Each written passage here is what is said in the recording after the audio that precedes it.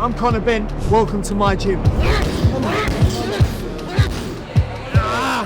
Male Sport Boxing have travelled to Mallorca to witness Conor Benn's intense fight camp.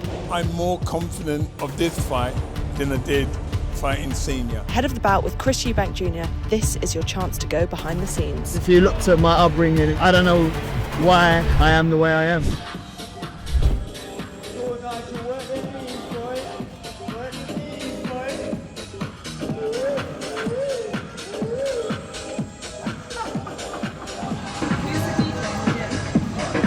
Me, definitely.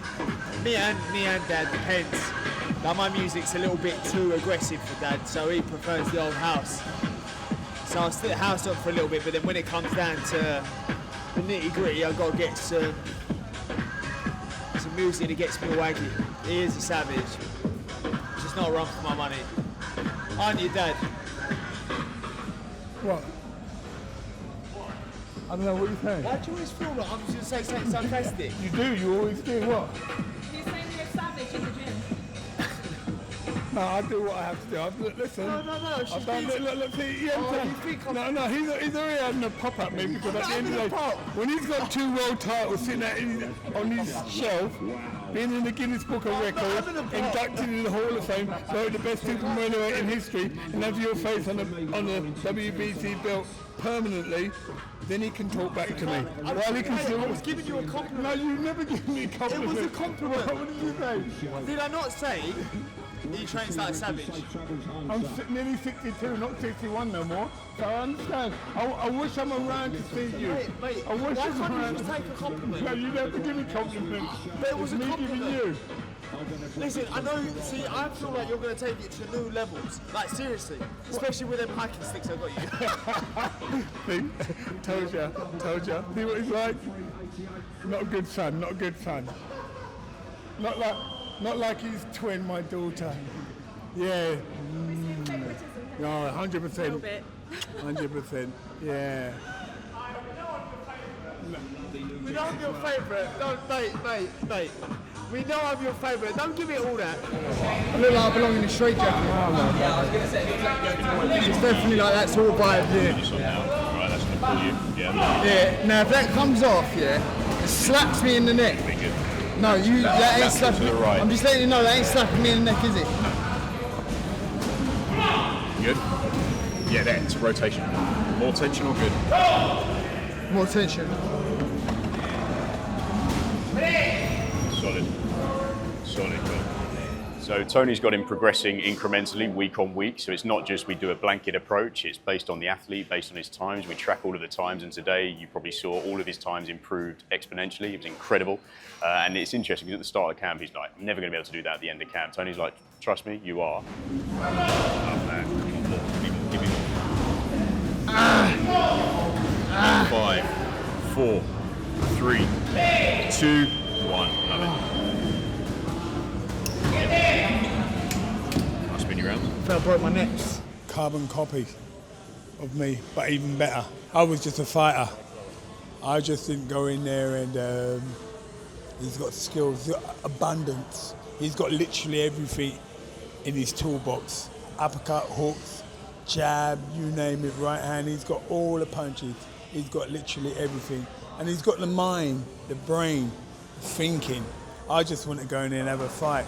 That was just me, and completely different to him. And like his skills that he's got, just phenomenal. No one ain't seen them yet, but I guarantee you on the 26th of April, you'll see the best of Conor.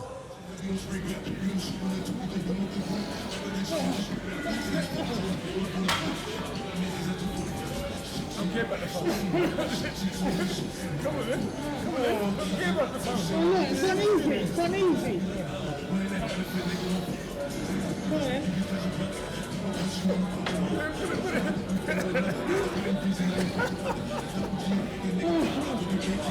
Well, it's like he says, he had a great upbringing. He didn't need anything in upbringing, but he wants to fight, and that's the difference. He wants to fight and he wants to train, and he's got that desire to win. And in a champion, that's what you need. And I'll believe that Conor Benn will become victorious in this fight against Chris Eubank, and I believe that he'll go on to win a world title as well, like his dad. Take control of it. Yes. I love this, man. I I love this. I love every minute of it. I just love it, man. Like there is no, I can't even explain it to you. Because if you looked at my upbringing and you looked at the way I was raised, I'd be far from the person I am today. Because I don't know why, how I am the way I am. 3, 2, and time. Yes, mate. 3, 2, 1. We're in. Up a little bit more contact. Just mate, I feel it in my hamstring.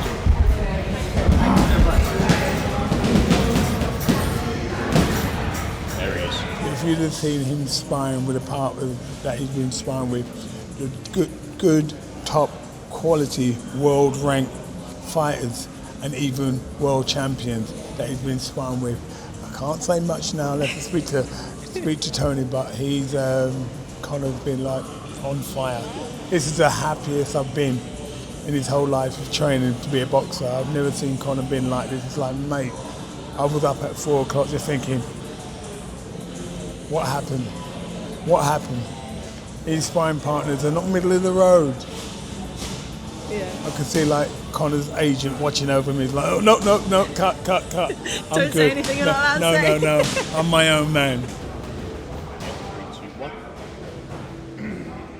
Only the man upstairs knows what he put in me, which is a burning fire, a burning desire to be the best I can be. To achieve everything I believe I can achieve. To reach my full potential.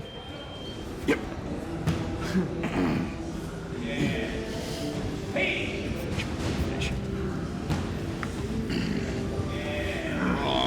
Surround it. Come on, you're fading! Fight. Till the end. You got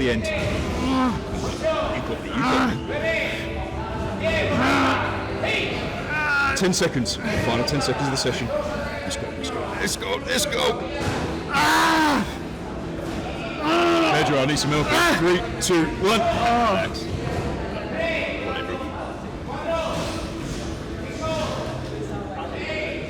No bad sessions.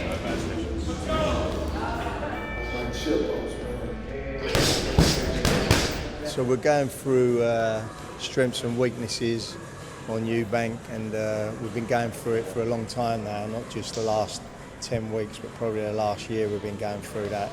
So he's been doing his shadow boxing, and then we go onto the pads, work more on technique and what he's doing, and then he has a workout on the bag afterwards.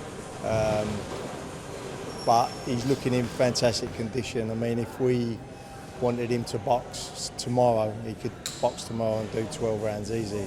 So it's just about going over things now, really, over and over, repetitiously, of what we're going to do on the night.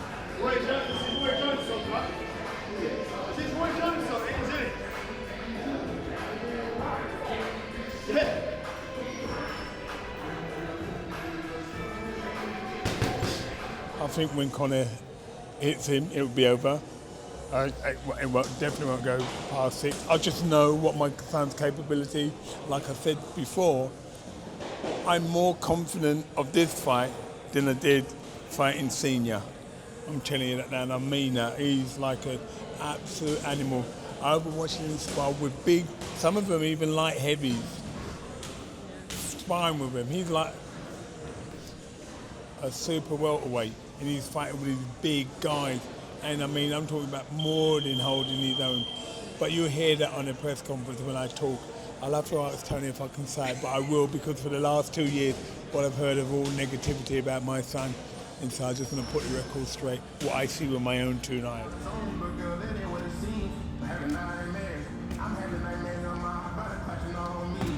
People just talk about the power. Obviously, he's inherited his father's power, and that's something that you're born with and you can't really teach.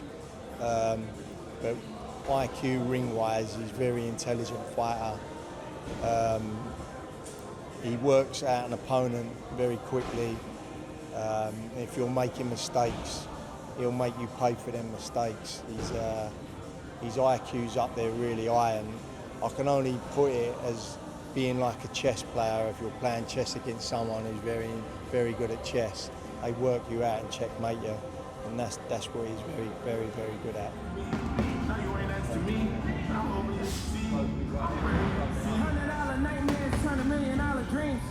It's great having Nigel in camp, and obviously I've been mates with Nigel since we was young men ourselves, so when I see Nigel it's like having my old friend with me, and he's great for Conor. They get on fantastically, and you know, he's always kidding around, but when we need him for the serious stuff, like sometimes we'll speak away from Conor about tactics, and where he's been there and done everything, he's great to have his experience around the camp.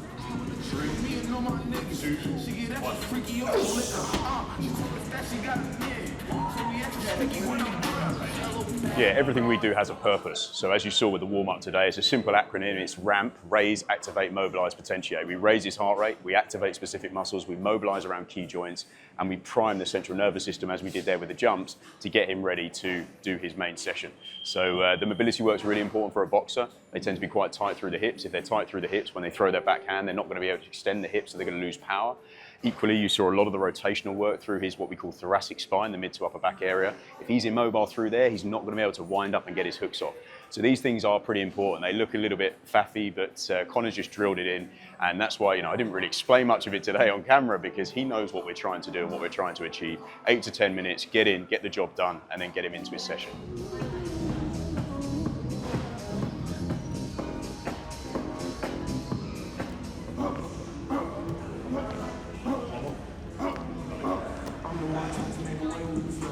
At the start of each session, we monitor neuromuscular readiness, so we monitor fatigue every single day. You think a high-octane athlete like Conor wants to give 110% to every single session, in which he does.